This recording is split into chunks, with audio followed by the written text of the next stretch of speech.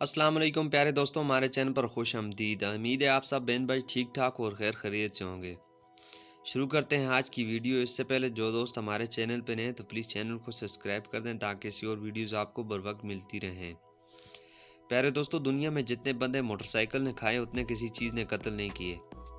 پاکستان میں اوسطاً 10 بندے روزانہ موٹر سائیکل پہ مرتے ہیں اور موٹر سائیکل کو بچاتے ہوئے کئی حادثات ہو چکے ہیں۔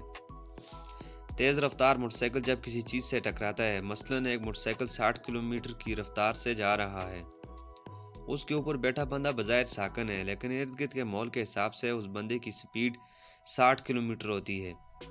اچانک رکاوٹ، حادثے اور بریک کی وجہ سے 60 کلومیٹر فی گھنٹہ کے حساب سے بندہ اس موٹر سائیکل سے آگے نکل جاتا ہے۔ جب بھی کوئی چیز اڑتی ہے یعنی فلائی کرتی ہے، اس کا باری ایسا پیچھے رہ جاتا ہے۔ انسانی جسم کا باری ایسا چھاتی سے نیچے ہے، ادھر ہڈی بھی وزنی اور گوشت اور آنتڑیاں بھی وزنی، لہذا حادثے کی صورت میں سر خود بخود آگے ہو جاتا ہے اور سب سے پہلے سر ٹکراتا ہے اور سر پر چوٹ لگتی ہے۔ نتیجہ بے ہوشی یا موت یا فوری موت۔ جو لوگ ہیلمٹ غریب ہونے کی وجہ سے نہیں خرید سکتے، وہ 1,50,000 کا موٹر سائیکل اور اس کی مرمت کیسے کرواتے ہیں؟ قوم 2,000 جرمانہ نہیں دے سکتی۔ ظلم ہے عام، اگر کفن دفن تمبو کناتے ہیں وہ کھانا وغیرہ آسانی سے کر سکتی ہے۔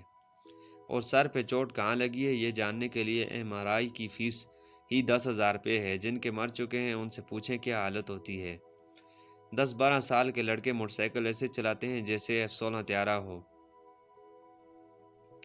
دوستو، جان بہت قیمتی ہے، ہیلمٹ واحد سیفٹی ہے۔ سر بچ جائے بندہ بچ جاتا ہے، ہڈیاں جڑ جاتی ہیں، دوسرا سر نہیں ملتا، اس لیے بجائے اپنا سر توڑنے کے 1,000 کا ہیلمٹ توڑیں اور پاکستانی ڈاکٹروں سے بچیں۔